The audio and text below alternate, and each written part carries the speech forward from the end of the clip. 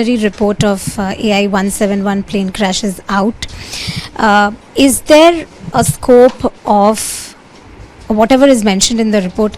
Is there something beyond which we are not able to read? Is there some sort of a human failure which we are looking, which we might be looking at?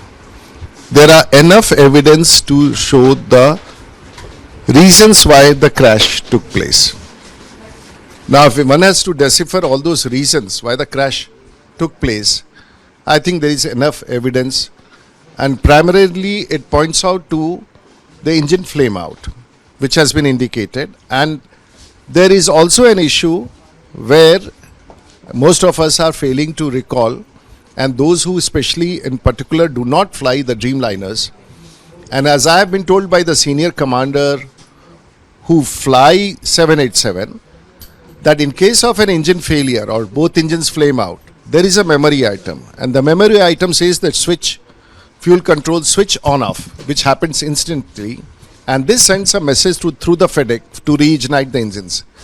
There is also a fact that both the engines have started coming back to power, at least one has come back, but possibly the action which was initiated at a time which any aircraft across the world, if this dual engine failure happens at this flight level, it would be very difficult to recover, and it would be almost impossible to restart that engine in that span of time.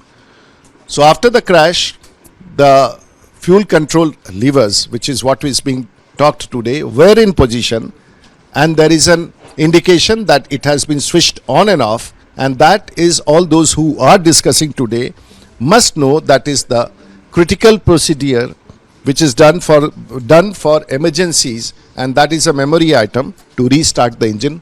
And I think we need to understand the process which was involved, and a basic question would arise at some point of time, that how it happened we have come to know. Why it happened is yet to be answered.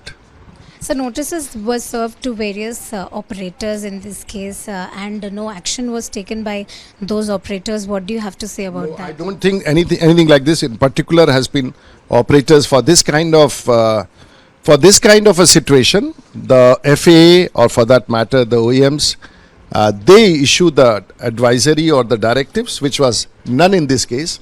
There is only one which the FAA had issued in the year 2018, in which they had talked about the locking feature disengagement of the fuel control switch. But that is not being applied here because that situation has not happened. So what more expected in the final reports which will be done? I'm not an expert, but I'll say that yes, we know how it happened, what all happened during the crash, what were the efforts made, but we actually still have to look forward why it happened, and that why did the engine stall at the first go is a question which needs to be answered, and I think the investigation is on that.